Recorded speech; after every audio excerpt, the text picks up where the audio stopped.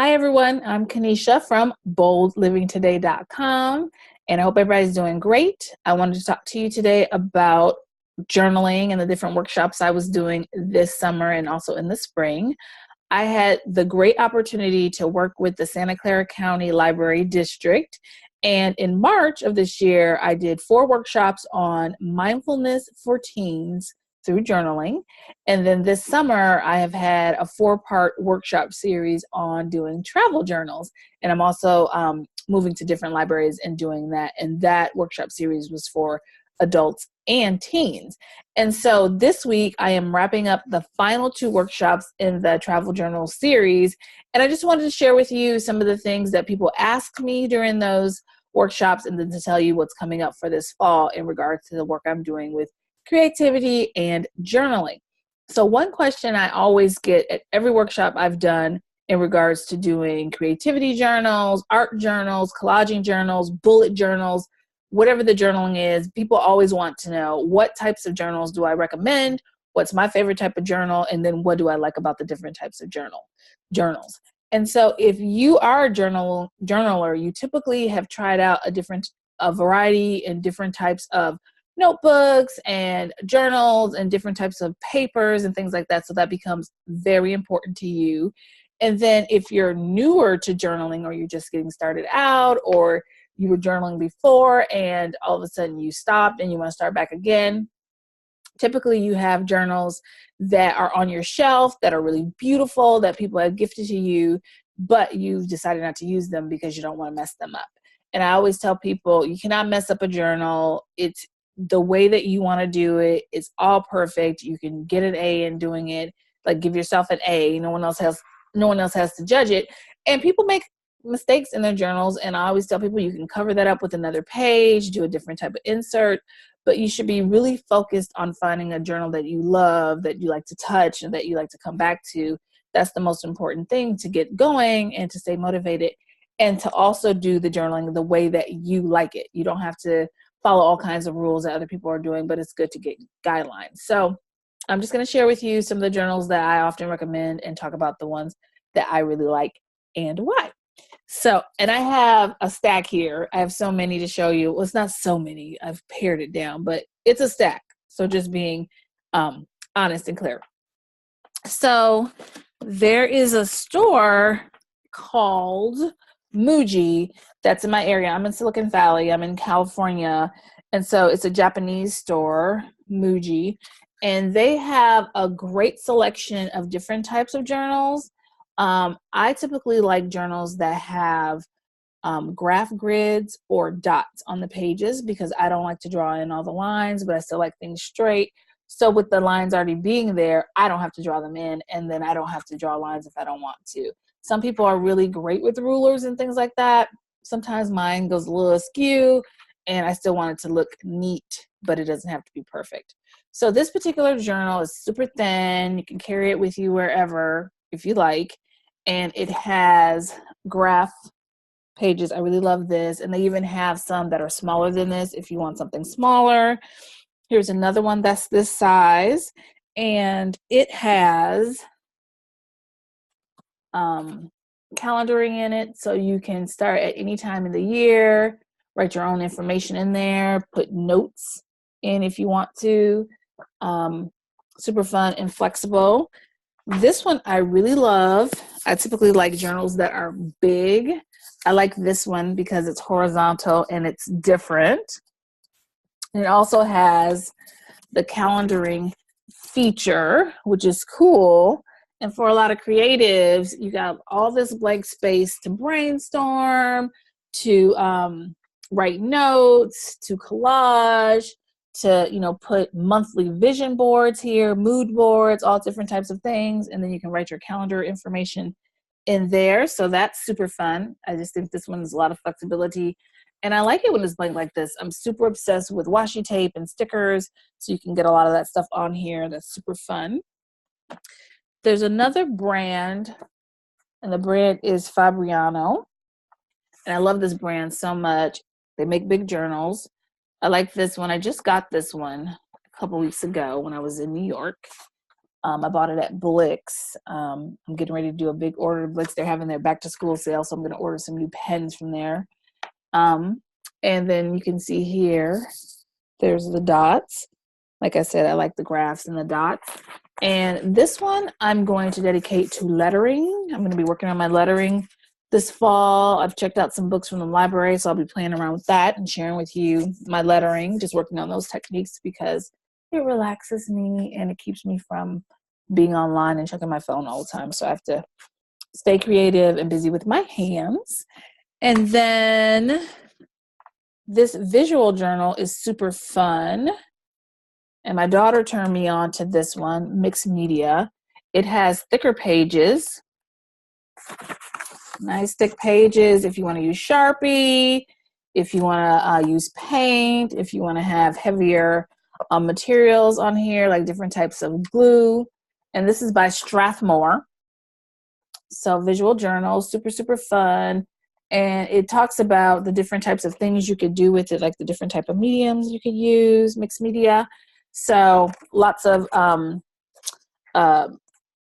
options, lots of freedom and going crazy with a journal. And then here is another journal that I really like because, again, dots, but they're bigger. And some people typically don't like their dots or their grid lines to be this dark because, you know, they think it is a distraction, but I think it's okay. And you can put the date on there, or you could change that title to anything else that you want it. And I think this one's really great and is smaller. So people tend to like that one. And then this journal is my absolute favorite. If you're following me on Instagram right now, I have the same journal and it says dream on it. This particular one says create, and it's by Markings by C.B. Gibson. And I purchased this at Walgreens. And I like it. It's a little bit heavier. And I like it because it has ruled pages, divider tab, graph paper, divider tab, and then blank pages. And the other thing I like about it too is that it's spiral. So no matter where I am in the journal, the pages can lay flat. That's super important to me. And then the other piece I also like is the thickness of the paper.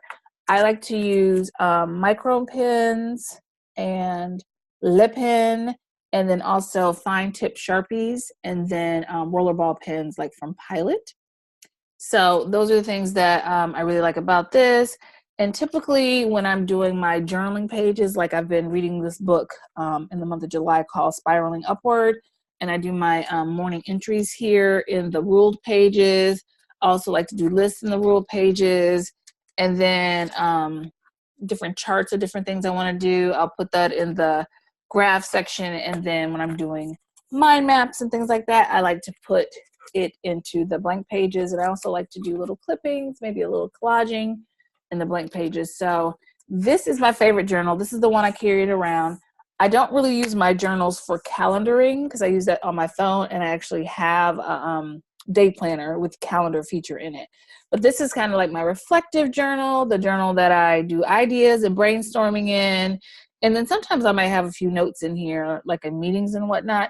But usually if I'm in a meeting, I might be writing on a sticky pad so I can move the different sticky tasks around on my calendar. That's one way that I try not to take on too much. And I also have a notepad that has a to-do list, things like that. And then I can glue those pages or tape those pages or staple them into this journal. I use washi tape in here.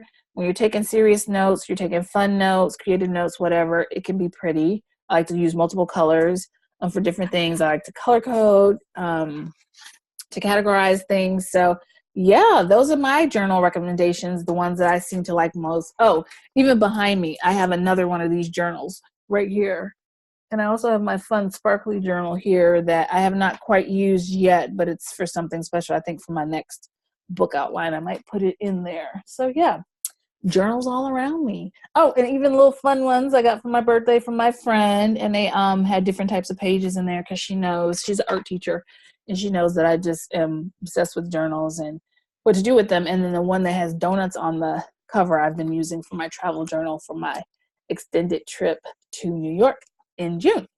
So these are just some suggested things. I would love to know what types of journals you use and how you're using it. I am starting the second set of daily journal prompts coming up in August. We had about 15 people join us in July to journal every day. And what I do is I send out all the prompts at the beginning of the month, and then you get a weekly recording just to encourage you and give you tips, and then other just links and resources and things like that. So that's fun.